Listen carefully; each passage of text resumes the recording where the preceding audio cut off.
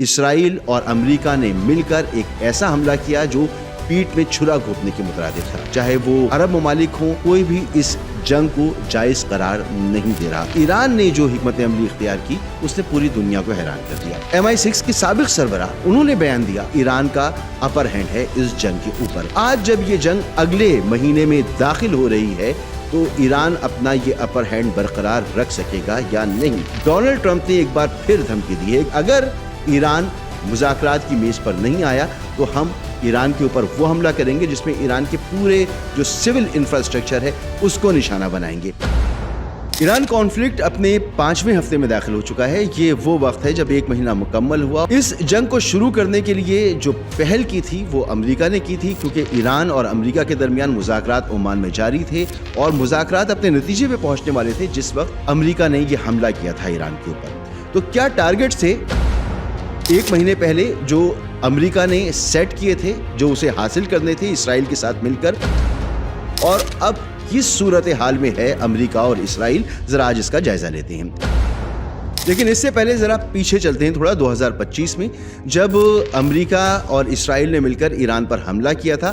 یہ حملہ کب ہوا تھا؟ اس سے پہلے کئی حملے متعدد جگہوں پر اسرائیلی فورسز نے اور امریکنز نے ایرانی سائنٹسٹ، جرنیلز اور جو پراکسی ایران کی ہیں جیسے حسن نصر اللہ یا اسماعیل ہانیہ، ان کی شہادتوں کے واقعات ہوئے تھے. اور اس کے بعد ایران کے اوپر انہوں نے ایک حملہ کیا تھا اس کی ایٹمی تنصیبات کو تباہ کرنے کے لیے، لیکن وہ حملہ کامیاب نہیں ہو سکا تھا. جواب میں ایران نے ایک رد عمل دیا تھا. اس نے میزائل فائر کیے تھے، اسرائیل کے اوپر کیے تھے، کچھ قطر کے اوپر کیے تھے، لیکن اس وقت ایران نے اس جنگ کو بڑھایا نہیں تھا بلکہ اپنا جواب دے کر خاموش ہو گیا تھا اور معاملہ وہاں پر رک گیا تھا. لیکن اس کے بعد سے ٹینشن جاری تھی. پھر مذاکرات کا ایک دور ہو رہا تھا اور اس مذاکرات کے دور کے دوران ہی 2026 میں آج سے 1 مہینے پہلے اسرائیل اور امریکہ نے مل کر ایک ایسا حملہ کیا جو پیٹ میں چھرا گھونپنے کے مترادف تھا. کیونکہ آپ مذاکرات کی میز پر بیٹھے ہوئے تھے، اس وقت بات چیت چل رہی تھی، اس وقت میڈیٹرز بیچ میں موجود تھے. تو سفارتی آداب کے خلاف دنیا کا کوئی بھی ملک ایسا نہیں ہے جو اس جنگ کو حق تسلیم کر رہا ہو. امریکہ کے اپنے اتحادی، چاہے وہ نیٹو ہو، چاہے وہ عرب ممالک ہوں، چاہے وہ پاکستان جیسا ہی اتحادی کیوں نہ ہو، کوئی بھی اس جنگ کو جائز قرار نہیں دے رہا. لیکن امریکہ مسلسل ایران کے اوپر حملے کر رہا ہے. کیا ٹارگٹ سیٹ ہوئے تھے؟ ٹارگٹ سیٹ یہ تھا کہ سب سے پہلے کہا گیا کہ ایران کوئی حملہ کرنے والا ہے، اس حملے کو روکنا ہے، کوئی نیوکلیر حملہ کرنے والا ہے. تو یہ کہہ کر حملہ کیا گیا، پتہ چلا ایران کے پاس تو کوئی نیوکلیر بم ہے ہی نہیں اور وہ کوئی حملہ نہیں کرنے والا تھا. پھر کہا گیا جی ایران میں رجیم چینج بہت ضروری ہے، اس لیے سب سے پہلے ہی حملے میں آیت اللہ علی خامنائی کو شہید کر دیا گیا اور پھر باقی جو قیادت تھی ایران کی اس کو ٹارگٹ کیا گیا. رجیم چینج نہیں ہوا، جو لوگ شہید ہوئے ان کی جگہ دوسرے لوگ آ گئے. پھر کہا گیا کہ جی ایران کی ایٹمی ٹیکنالوجی اور میزائل ٹیکنالوجی جو ہے اس کو نیست و نابود کرنا ہے. تو اس پر بھی کئی حملے ہوئے لیکن ابھی تک امریکہ اس میں کامیاب نہیں ہوا، کیونکہ ایران نے جو حکمت عملی اختیار کی اس نے پوری دنیا کو حیران کر دیا. ایران نے اس جنگ کو بہت ہی سنبھل کے، بہت ہی ڈیٹیل کے ساتھ پلان کیا تھا. ایسا لگتا ہے کہ بہت عرصے سے یہ پلاننگ چل رہی تھی اور اس لیے ہمیں نظر آتا ہے کہ ایران امریکہ اور اسرائیل سے 2 قدم آگے اس جنگ میں ہے. اور دنیا کے تمام ماہرین، یہ صرف ہم بات نہیں کر رہے، ہم ایشینز بات نہیں کر رہے، ہم مسلمز بات نہیں کر رہے، بلکہ وہ لوگ جو امریکہ کے اتحادی رہے ہیں، وہ ان کا تعلق برطانیہ سے ہو، ان کا تعلق نیٹو سے ہو، خود امریکنز ہو، وہ اس بات کو تسلیم کر رہے ہیں کہ امریکہ یہ جنگ ہار رہا ہے.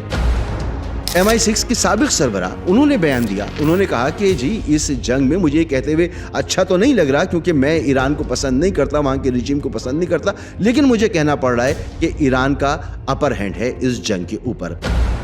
تو آج جب یہ جنگ اگلے مہینے میں داخل ہو رہی ہے تو ایران اپنا یہ اپر ہینڈ برقرار رکھ سکے گا یا نہیں. کیونکہ ڈونلڈ ٹرمپ نے ایک بار پھر دھمکی دی ہے. ایک طرف تو وہ مذاکرات کی بات کر رہے ہیں، ایک طرف تو کہہ رہے ہیں کہ پاکستان کے ساتھ جو بات چیت ہو رہی ہے، جو مذاکرات ہو رہے ہیں اس میں پیش رفت ہو رہی ہے، لیکن ساتھ ساتھ وہ یہ بھی کہہ رہے ہیں کہ اگر ایران مذاکرات کی میز پر نہیں آیا تو ہم ایران کے اوپر وہ حملہ کریں گے جس میں ایران کے پورے جو سول انفراسٹرکچر ہے اس کو نشانہ بنائیں گے، جس میں بجلی گھر ہیں، جس میں پانی کی تنصیبات ہیں، جس میں ایران کی یونیورسٹیز پر حملے کیے گئے ہیں. اور ایران کی طرف سے کیا جواب دیا گیا ہے؟ ایران کی طرف سے کہا گیا ہے کہ اب آنکھ کے بدلے آنکھ نہیں بلکہ آنکھ کے بدلے سر. یہ ایک نیا ڈاکٹرائن اس جنگ میں اب انٹروڈیوس ہو رہا ہے. اس سے پہلے اگر ایران کی کسی انسٹالیشن پر حملہ ہوتا تھا, چاہے وہ اسرائیل کی طرف سے ہو, چاہے وہ سمندر سے ہو, چاہے وہ مشرق وسطیٰ کے کسی بھی ملک کے اندر سے ہو, ایران اسی طرح کا جواب دیتا تھا. لیکن اس دفعہ ایران نے کہا ہے ہم ویسا جواب نہیں دیں گے, اس سے بڑھ کر جواب دیں گے. پھر آپ نے یہ بھی دیکھا کہ جب یہ جنگ شروع ہوئی تو ماہ مبارک رمضان کا مہینہ تھا, مقدس مہینہ تھا, مسلمان اس مہینے میں جنگ نہیں کرتے. تو ایران نے یہ بھی کہا کہ ہم نے رمضان کے مہینے میں صرف اپنا دفاع کیا ہے, اب رمضان ختم, لہٰذا اب ہم اوفینسو حملے کریں گے. اور پھر ہم نے دیکھا کہ ایران نے یہ ہمیں بتایا کہ اس نے جو گزشتہ 10 سال پہلے میزائل تیار کیے تھے اس کا ذخیرہ ختم کیا ہے. اس نے اپنے سستے میزائل بھیجے جس کے بدلے میں امریکہ نے اور اسرائیل نے تھارڈ اور ڈیوڈ سلنگ اور ایرو 3 جیسے میزائلوں سے ان کو انٹرسیپٹ کرنا چاہا, جو بہت مہنگی جنگ بن گئی. آج کی تاریخ میں خبر یہ ہے کہ امریکہ کا ایک دن کا خرچہ جو اس جنگ پر ہے وہ $2 ارب بن رہا ہے, جبکہ ایران کی طرف سے بہت کم خرچہ ہوا ہے. ہاں, ایران کا انفراسٹرکچر بہت بری طرح سے متاثر ہوا ہے. بہرحال اب ہو کیا رہا ہے, وہ یہ رہا ہے کہ اسرائیل کے تمام ہی پورٹس جو ہیں وہ ناکارہ ہو چکی ہیں. امریکہ کے بحری بیڑے, چاہے وہ ابراہیم لنکن ہو, چاہے وہ جیرارڈ فولڈ ہو, وہ آؤٹ آف دا رینج ہیں, وہ رینج کے اندر موجود نہیں ہیں, وہ جنگ نہیں لڑ سکتے. جو خلیجی ممالک ہیں وہاں سے اگر حملہ ہوتا ہے تو ایران اسی طرح کے حملے وہاں پر بھی کرے گا. خلیجی ممالک امریکہ سے کہہ رہے ہیں کہ آپ ہماری سرزمین کو استعمال نہ کریں ان حملوں کے لیے.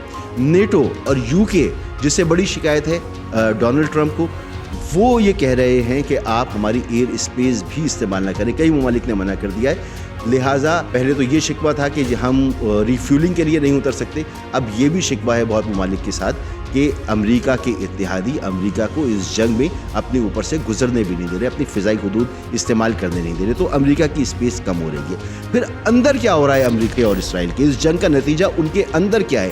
رجیم چینج تو وہ یہاں کرنے آئے تھے, لیکن رجیم وہاں چینج ہوتی نظر آ رہی ہے. 9 کنگز ریلیز نکلی اور ان ریلیز میں 70 لاکھ بندہ جو ہے وہ باہر نکلا. اور اس نے کیا مطالبہ کیا, اس نے کہا کہ ڈونلڈ ٹرمپ آپ اس دنیا کو بادشاہوں کی طرح نہیں چلا سکتے, آپ کو امریکہ کے لا آف دا لینڈ کا خیال رکھنا ہوگا, آپ کو یہاں کے اداروں کا خیال رکھنا ہوگا. آپ کو اگر جنگ کی پرمیشن چاہیے تو آپ کانگریس کے پاس جائیں, آپ بادشاہوں کی طرح یا ڈکٹیٹر کی طرح ملک کو نہیں چلا سکتے. تو امریکہ کے اندر ڈونلڈ ٹرمپ کی مقبولیت میں کمی آ رہی ہے. کئی سروے آ چکے, یہ ایک مہینے کا میں خلاصہ بتا رہا ہوں کہ اندر امریکہ کے اندر کیا امپیکٹ ہوا ہے. اسرائیل کے اندر کیا ہے, ہم جانتے ہیں کہ نیتن یاہو جب اس نے غزہ کی جنگ شروع کی تھی اور جو یہاں اس نے جنگی جرائم کیے ہیں, اس کے پیچھے ایک مقصد تھا کہ اس کے اوپر جو کرپشن کے بدترین چارجز ہیں, جس میں کہ اس کا فارغ ہونا بنتا ہی بنتا ہے, جس میں اس کی سزا بنتی ہے اسرائیلی قوانین کے مطابق, اس کو ٹالا جا سکے ملک میں ایک ایمرجنسی صورتحال پیدا کر کے. اب ایک مرتبہ پھر جب یہ جنگ شروع ہوئی ہے ایران کی, تو یہ بہت بڑا کوئی معاملہ ہوا ہے, اس نے ایک ہلچل پیدا کر دی ہے اسرائیل نے. تو ایک مرتبہ پھر نیتن یاہو نے یہ کوشش کی کہ وہ اپنے یہ چارجز جو ہیں وہ معاف کروا لے. تو اس نے ایک درخواست لکھی اپنے پریزیڈنٹ کو کہ میرے اوپر جو چارجز ہیں ان کو ختم کر دیا جائے, لیکن اس کی درخواست واپس بھیج دی گئی ہے کہ تمہارے کیسز کورٹ میں چلیں گے. تو ٹرمپ یہ جنگ ختم ہوتے ہی ان کا تختہ گول ہو سکتا ہے. اسی طرح نیتن یاہو ہے, جیسے ہی امن ہوا, جیسے ہی حالات بہتر ہوئے, نیتن یاہو کا تختہ دھڑم تختہ ہو جائے گا. تو ان دونوں کو یہ خطرہ ہے, وہ دونوں اس جنگ کو بڑھائے چلے جا رہے ہیں. بہرحال ایران کے لیے اب معاملہ یہ ہے کہ گزشتہ 48 گھنٹوں میں جو حملے ہوئے ایران کے اوپر بہت شدید حملے ہیں. اس کے انرجی کے انفراسٹرکچر کو نشانہ بنایا گیا ہے, اس کی اسٹیل کی انڈسٹری کو نشانہ بنایا گیا ہے, اس کی پانی کی ذخائر کو نشانہ بنایا گیا ہے. اب وہ جنگ شروع ہو گئی ہے جس کا خدشہ تھا کہ یہ جنگ اگر شروع ہو گئی تو پھر اس سے واپسی کا کوئی امکان نہیں ہوگا. پھر ایرانی یونیورسٹیز کو نشانہ بنایا گیا ہے.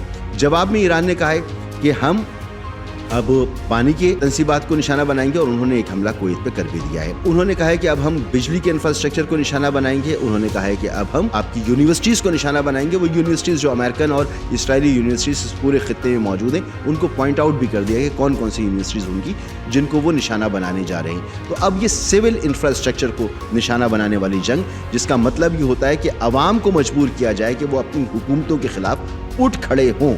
تو معاملہ یہاں تک آ گیا ہے. لیکن کیا ایرانی اپنی حکومت کے خلاف اٹھ کھڑے ہوں گے یا اپنی حکومت کے ساتھ اور زیادہ اتفاق کے ساتھ اور زیادہ مضبوطی کے ساتھ جڑیں گے، یہ آنے والا وقت بتائے گا کہ یہ پیترا ڈونلڈ ٹرمپ کا کامیاب ہوتا ہے یا نہیں ہوتا۔ دوسری طرف جو 3000 یا 5000 مرینز آ رہے تھے وہ بھی پہنچ چکے ہیں، کسی مقام پر موجود ہیں اور ان کے ذریعے یہ چھاپا مار کارروائی کرنا چاہتے ہیں۔ کبھی کہتے ہیں کہ جزیرہ خرق جو ہے اس پر قبضہ کر لیں گے، کبھی کہتے ہیں جو یورینیم افزودہ کیا ہوا ہے سو کالڈ ان کے حوالے سے اس کو اٹھا کر لے کے چلے جائیں گے۔ تو یہ کس کو بیوقوف اور کس کو پاگل بنا رہے ہیں؟ جب انہوں نے اسامہ بن لادن کے لیے پاکستان میں اٹیک کیا تھا تو کئی مہینے تک ایک اسی طرح کا کمپاؤنڈ امریکہ میں بنا کر ان کے فوجیوں نے کئی مہینے تک اس کی ریہرسل کی تھی، اور اتنی بری ریہرسل کی تھی کہ جب وہ یہاں پر آئے پورا انتظام کر کے آئے کہ کسی قسم کی ان کو ریٹیلیشن نہیں ملے گی، وہ نہیں ملی۔ اس کے باوجود اپنا ایک ہیلی کاپٹر گرا کے گئے تھے۔ تو یہ خرق پر اتریں گے اور یہ ایران کے اندر سے جا کے یورینیم نکال کے لے کر جائیں گے۔ اس کے جواب میں جو خاتم النبیین فورس ہے اس کے جو ترجمان ہیں انہوں نے کہا ہے کہ اگر امریکی فوجی یہاں اترے خلیج فارس کی مچھلیوں، شارک مچھلیوں کی خوراک بنا دیا جائے گا ان کے جسموں کو۔ اسی طرح جو اسپیکر ہیں ایران کے، انہوں نے کہا ہے، قومی اسمبلی کے جو اسپیکر ہیں انہوں نے یہ کہا ہے کہ ایک طرف تو مذاکرات کی بات کر رہے ہیں، دوسری طرف اپنے فوجی بھیج رہے ہیں، جس سے صاف ظاہر ہوتا ہے کہ یہ ٹائم بائی کر رہے ہیں اور ہم پر بڑا حملہ کرنا چاہتے ہیں۔ تو کوئی بیوقوف نہیں ہے، ایران بھی بیوقوف نہیں ہے، دنیا بھی بیوقوف نہیں ہے، سب سمجھ رہے ہیں، سب اپنی تیاری کے ساتھ بیٹھے ہیں۔ یہ جنگ کس طرف جائے گی، اب ذرا اس کا خلاصہ کر لیتے ہیں کہ یہ جنگ جا کس طرف رہی ہے۔ یہ ایک دوسرے کے انرجی انفراسٹرکچر کو نشانہ بنائیں گے۔ آبنائے ہرمز امریکہ کے اتحادیوں کے لیے بند ہے، ہو سکتا ہے کہ ایسی صورتحال میں یہ مکمل کلوزر کی طرف چلا جائے اور کوئی بھی جہاز یہاں سے نہ گزر سکے، جس کا مطلب ہے کہ 20 سے 30% تیل کی جو سپلائی ہے اور گوڈز کی سپلائی ہے وہ متاثر ہو جائے گی۔ پھر باب المندب پر حوثی ایک حملہ کر چکے، یہ مہینہ ختم ہونے سے پہلے ہی انہوں نے حملہ کر دیا اسرائیل کے اوپر، تو حوثی جو ہے وہ بھی تیار بیٹھے ہوئے، وہ باب المندب کو بند کر دیں گے۔ اور میں نے پچھلی دفعہ جب آپ سے گفتگو ہوئی تھی کہا تھا کہ جو زیر زمین، زیر سمندر جو کیبلز ہیں انٹرنیٹ کی وہ کاٹ دی جائیں گی۔ ایسا ہوگا تو پھر ساری دنیا کا جو بزنس ہے وہ تہس نہس ہو جائے گا، بینکنگ کا سارا نظام درہم برہم ہو جائے گا۔ اور اس کے ساتھ ساتھ جو حملے ایران کے اب جو نئے ٹارگٹس ہیں وہ ڈیٹا سینٹرز بھی ہیں۔